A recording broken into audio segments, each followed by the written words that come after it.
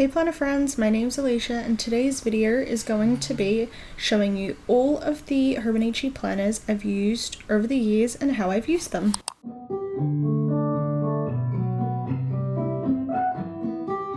Alright, so something that I did notice as I was flipping through all of these planners was just how much my journaling / planning style has changed over the last few years, and it was totally crazy to me because it wasn't something that I even remembered or noticed until I started flipping through them. So I think that this will be a really fun video to share with you guys, and I'm really excited for you to see how my planning and journaling style has evolved. Again, this is strictly just Hobonichi planners that I've used over the past few years, and as you can see, I've got everything pretty much except for the day free. I did actually buy a day free for 2023, but I didn't end up using it, so that's not going to be featured in this video because it's completely blank. I will at some point use it for something just so it doesn't go to waste, but I did buy it, it didn't get used, so it's not going to get featured in this video. We're going to go in chronological order. I've actually gone through all these planners in my own time and I've tabbed pages that I feel comfortable sharing. Again, there's just a lot of personal stuff in these planners and I have quite a few difficult years throughout these few years that you'll see like represented across here, so I don't really want to put that out on the internet and share too much, but I'll show you guys what I've got. So the first Hobonichi weeks is from 2020. This is actually my favorite colors weeks, and unfortunately it is almost entirely blank. I don't really know what I was thinking. I was still Erin Condren decorative planning back then. If you know, you know. This was like when Scribble Prints Co was all the rage. So I don't really know what happened. I think I got this planner because at the same time, like the decorative planning was like seeping into the Hobonichi weeks, and I thought that might be something that I'd want to try, but it didn't end up getting used. This is the one monthly spread that I actually used. This is how it looks. I don't like it. And this is the weekly spread that I did, and I was just pointing out here that my hand lettering has gotten so much better since 2020. If you see my hand lettering now, it looks so different than that. So if you're not liking how your hand lettering looks, this is your sign to keep doing it because it will get better.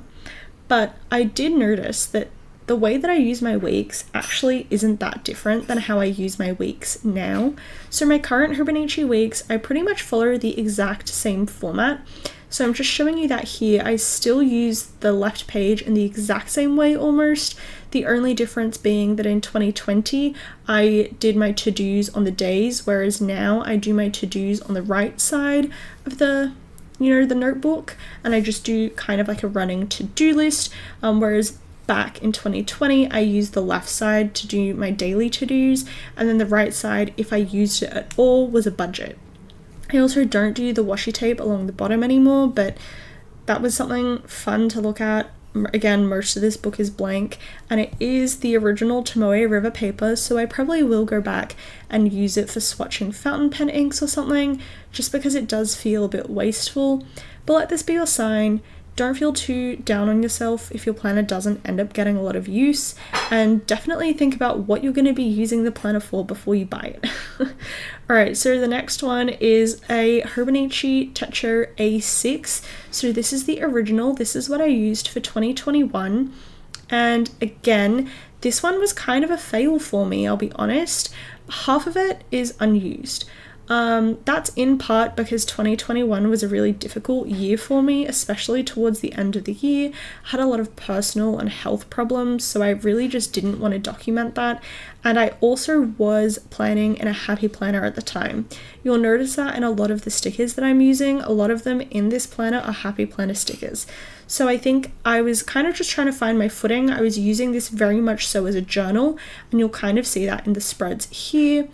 So here's an example of a journal spread I did. There's not a lot of writing, there's a really terrible drawing and some lettering across the top. That's kind of just how I was using it. I was just using it to brain dump my thoughts because again, I was using a happy planner as a functional planner at the time.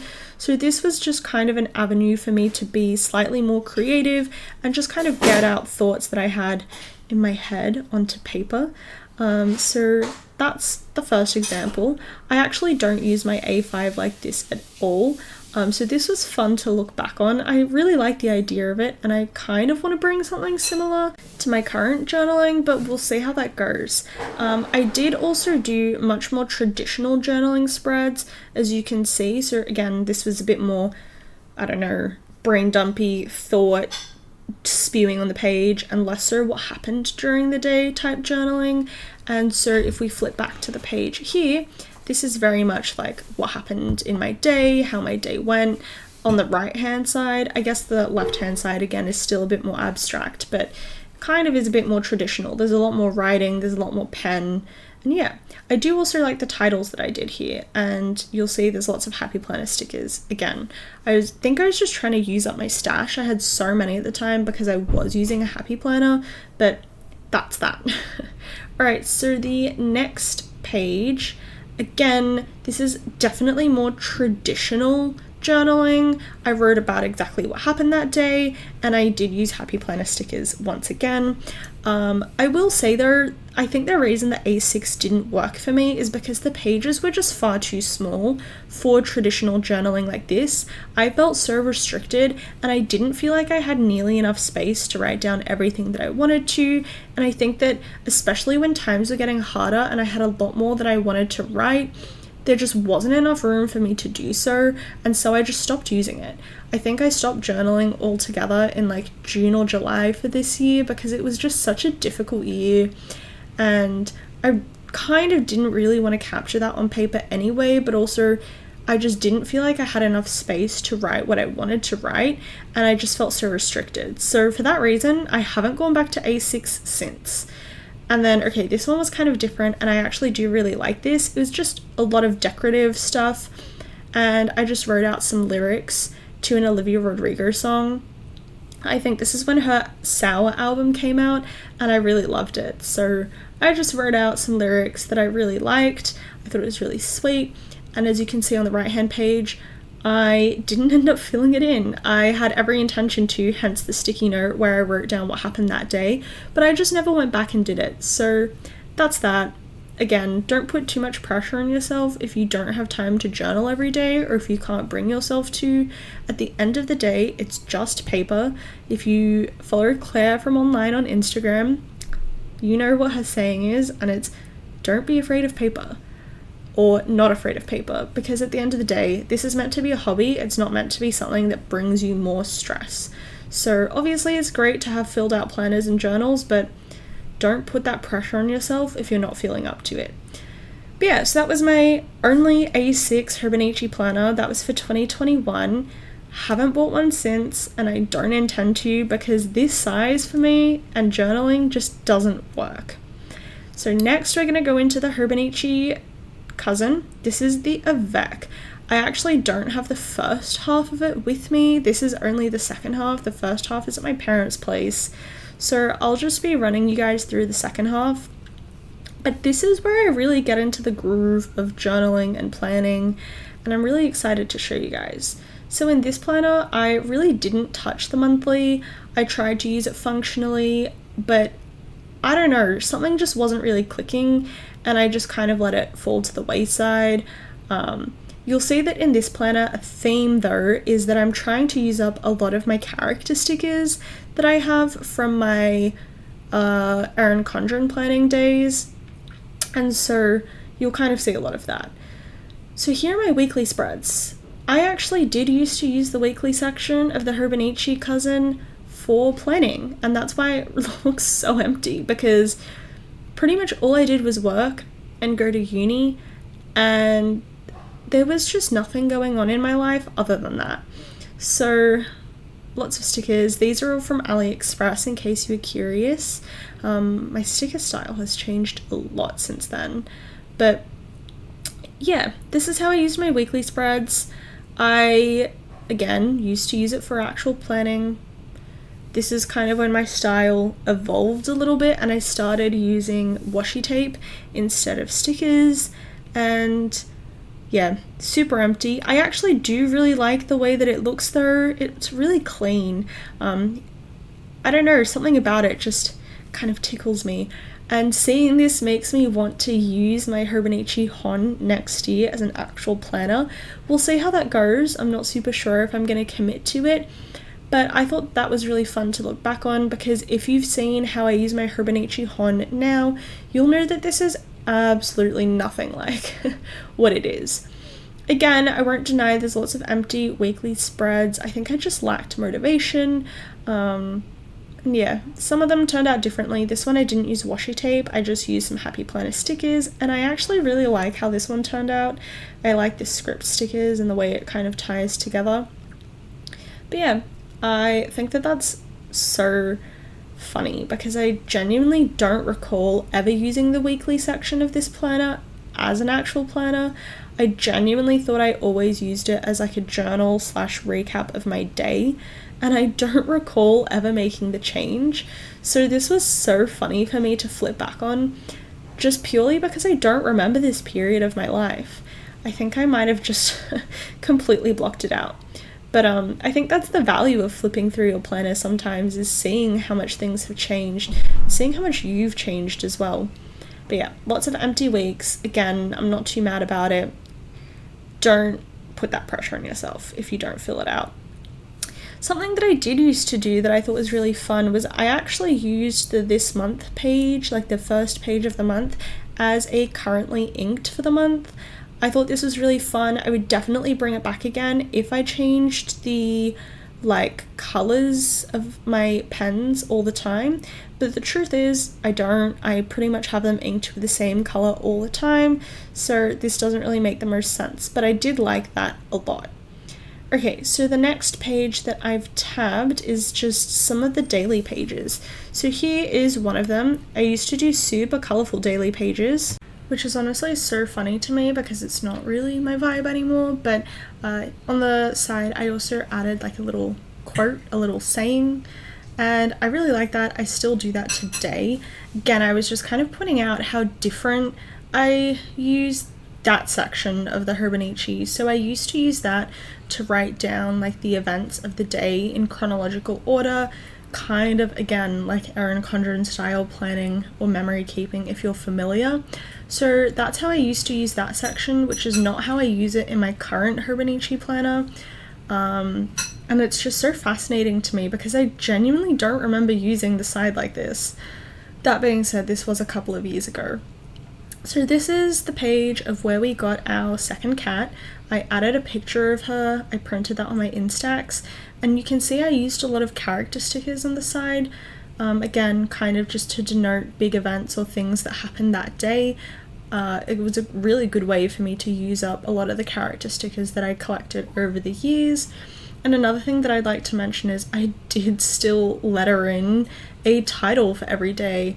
I used a Tombow Fudenosuke brush pen, and that's something that I've maintained to this day. That's something that I still do. I really enjoy it. I think it's a great way to see at a glance what happened that day, and I think that's something that I will continue to do until I stop journaling like this, but super fun.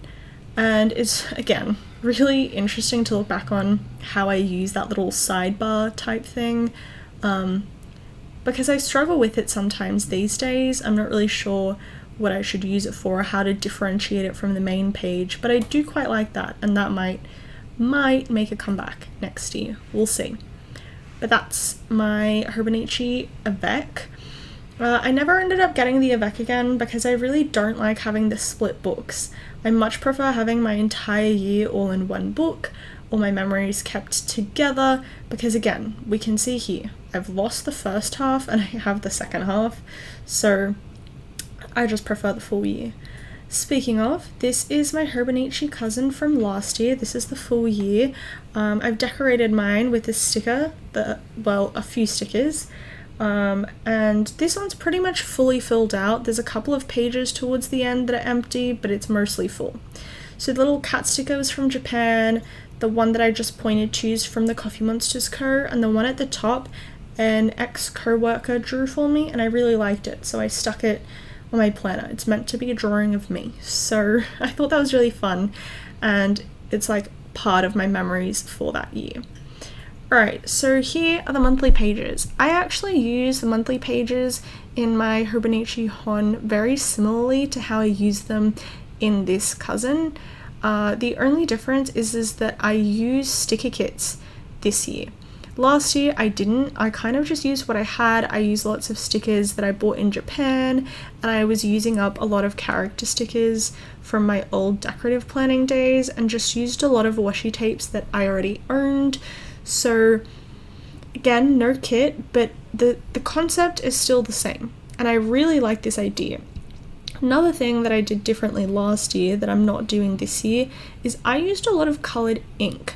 So a lot of my monthly spreads have different colored inks, and you'll see it in my daily pages as well. I used to use colored inks to journal with, and I don't do that anymore. I strictly use black, but it's really nice to look back on. It's really fun, and I really actually like seeing the color.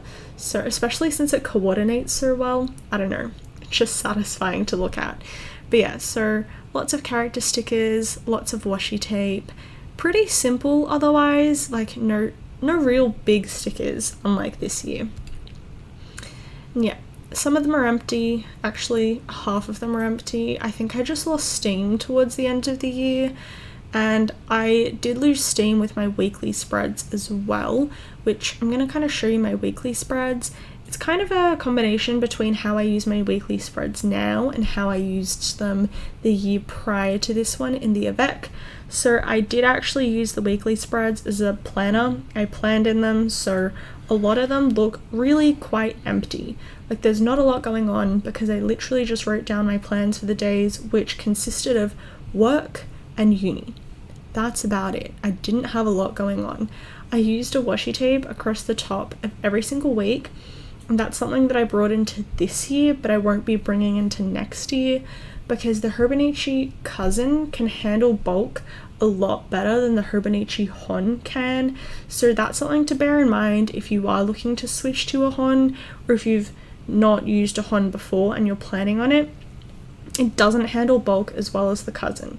If you're going to be filling it up a lot, get a Cousin. It handles the bulk a lot better because of the spine and the binding. But yeah, so that's pretty much all of my weekly spreads. I really like how they turned out. They are quite empty, but again, let that be a sign that not every inch of every page in your planners has to be filled. It's okay for them to be empty and for there to be blank space. It's not the end of the world. But yeah, so just flipping through the weekly pages, there's quite a lot of them. I really like seeing the Coffee Monsters Co. washi across the top. I just think it's so sweet, and I tried to use a different one every single week. If that doesn't tell you how many Coffee Monsters Co. washi tapes I have, I don't know what will. I have a lot. So yeah, those are the weekly pages. Alright, so now we're going to flip into a couple of the daily pages that I've tabbed and I'm comfortable sharing. So this, again, is a combination of how I journal now and how I journaled the year before. You'll see in like that little sidebar column thing, I pretty much just wrote a recap of what happened that day, and then I did a very traditional style journaling spread, and I lettered in a title using my brush pen. I used a lot of stickers that I bought from Japan at the time, which I thought was really fun and really special because I was journaling about my Japan trip. This one is where I started to use a lot of colored inks. You can actually see I wrote down at the bottom of the page which colored inks I used. I did this because a lot of the inks were ink samples, and I thought it was a really fun way for me to keep track of which samples I used since I had so many and a lot of them look really similar. I tend to gravitate towards the same sort of shades, but I liked coordinating the color of the ink to the color of the sticker. It just satisfied me. Another thing that I really like that I did here is I kind of did like a little Spotify looking thing, like when you had listen to music on your phone, and I would jot down like the name of the song that I listened to, or like a song that I'd been playing on repeat a lot, and that's something that I still do in my planner today, and I think it's really fun. So if you're looking for ideas for your planner, I recommend that. And then this is kind of when my obsession with Freckles Tea pet tape started. This was Freckles Tea Volume 3, so it just came out.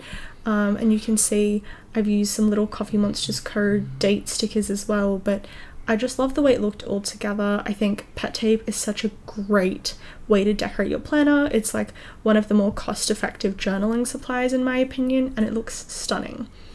And then yeah, here's the last one that I've tabbed.